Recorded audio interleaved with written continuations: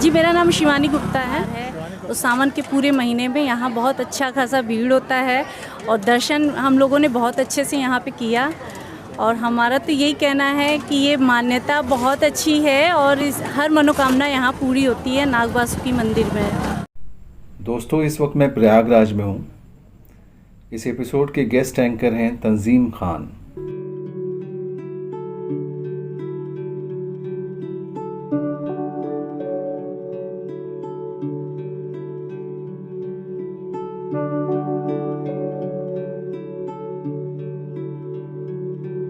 गंगा के किनारे नाग वासुकी मंदिर।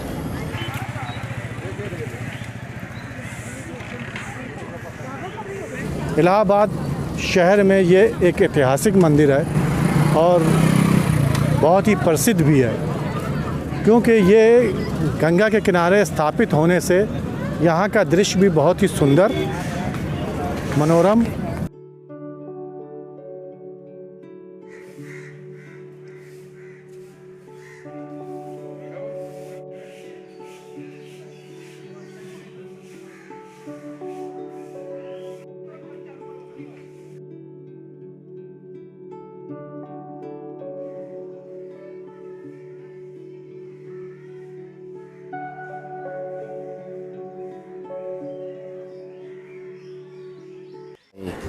महादेव भगवान को बहुत ज़्यादा मानते हैं और उसके दर्शन के लिए यहाँ आए हैं और ये आते रहते हैं। क्या क्या चढ़ाते हैं आप? अभी हम लोग ने आया था तो हम लोग ने भी ठंडाई बना के भी भगवान को भी चढ़ा के हम लोग सब लोग आए हैं वहाँ पे।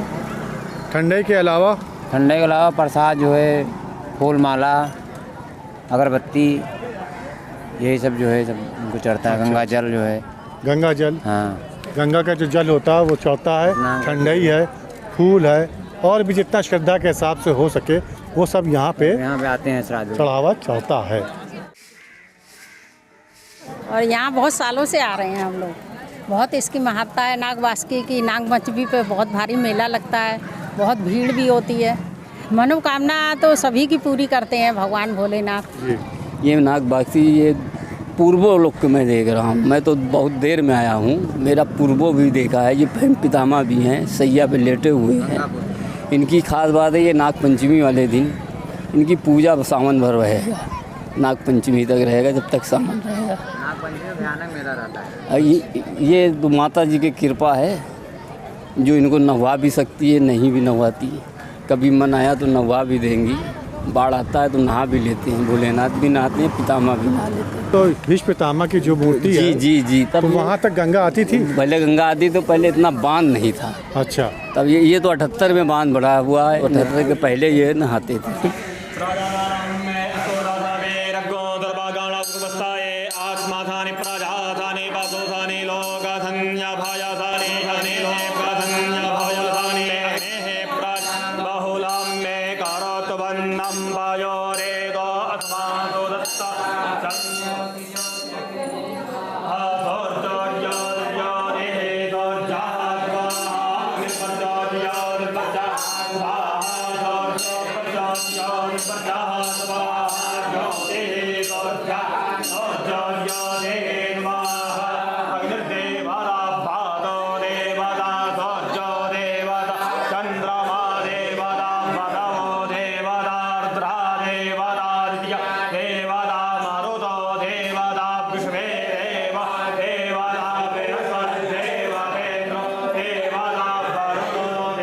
ये नाग वासुकी मंदिर प्राचीन मंदिर है, लगभग 8000 वर्ष पुराना मंदिर है।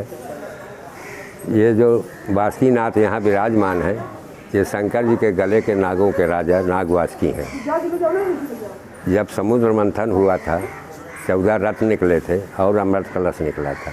तो देवताओं राक्षसों ने जब समुद्र मंथन करना चाहा और सुमेरी पर्वत को मथानी बनाया तो इनको रस्सी बनाया। इन्होंने देवताओं के लिए अपना शरीर अर्पण कर दिया।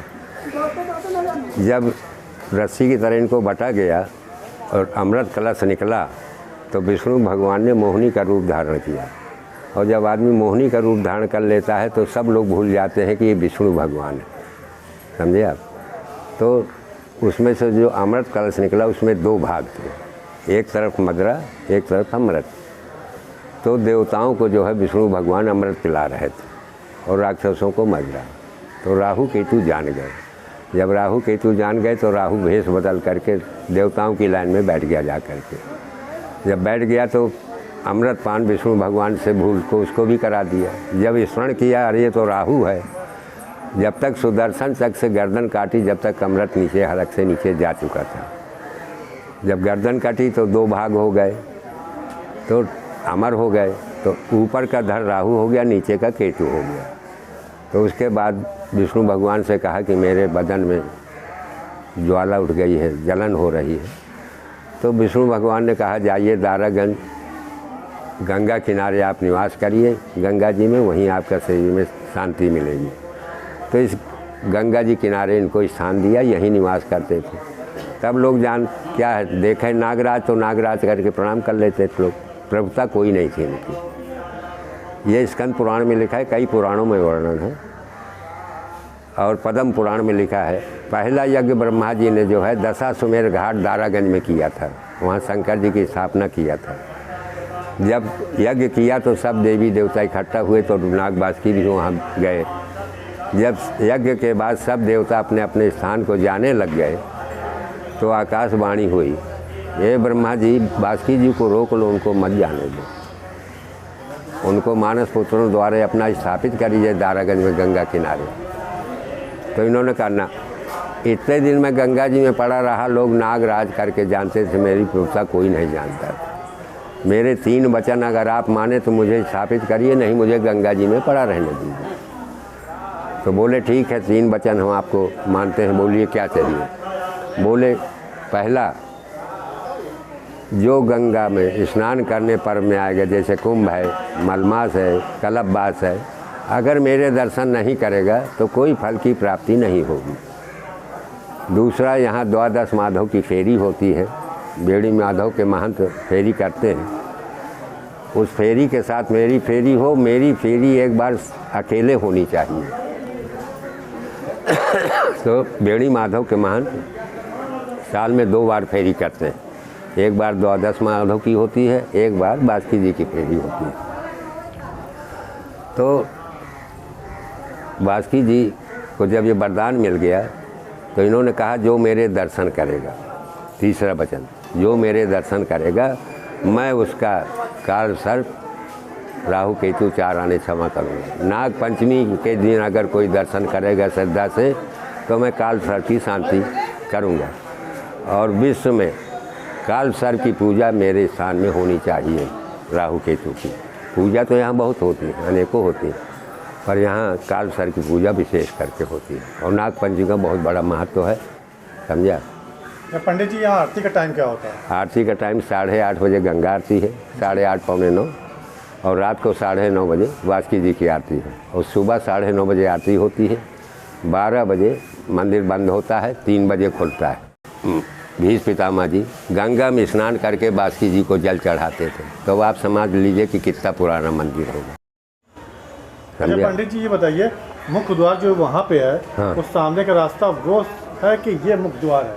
नहीं, मुख्य द्वार ये है, मुख्य द्वार पर यहाँ पर दक्षिण मुखी हनुमान जी विराजमान हैं जी, जो कि दक्षिण मुखी हनुमान जी का प्रभाव सबसे ज़्यादा अच्छा माना जाता है। सबका निवारण के लिए दक्षिण मुखी की हनुमान जी के लोग पूजा अर्चना करते हैं, इसीलिए इधर से गेट दे दिया। देखिए उधर जो वीआईपी लोग आ गए कि हम अंदर पूजा करने जाते हैं, तो वो कमरा हम पूजा के लिए दे देते हैं। और इधर पूजा का सामान, चौकी वगैरह, आसन, बाल्टी, लोटा, थाली, गिलास सब यहाँ रहता है। और उसमें जो ये सेवा करता है, सामान देता है, उस कमरे में वो रहता है। वो शंकर जी का मंदिर है, सामने शंकर जी का। समझे आप।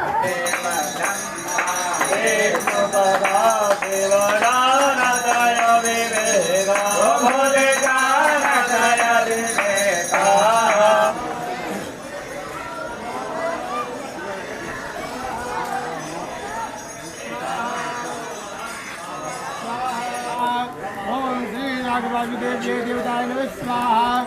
ओम अग्नये नमः स्वाहा। ओम सर्वेभ्यो देवेभ्यो नमः स्वाहा। ओम सर्वेभ्यो ब्रह्मणेभ्यो नमः स्वाहा। स्वाहा स्वाहा स्वाहा। दोस्तों, मैं आपको छोड़े जा रहा हूँ इस मनोरम दृश्य के साथ। अगर आपको ये वीडियो अच्छा लगा हो तो इसे लाइक कीजिए, शेयर कीजिए। मेरे चैनल भारत एक रंग अनेक को सब्सक्राइब नहीं किया है तो उसे सब्सक्राइब ज़रूर कीजिए।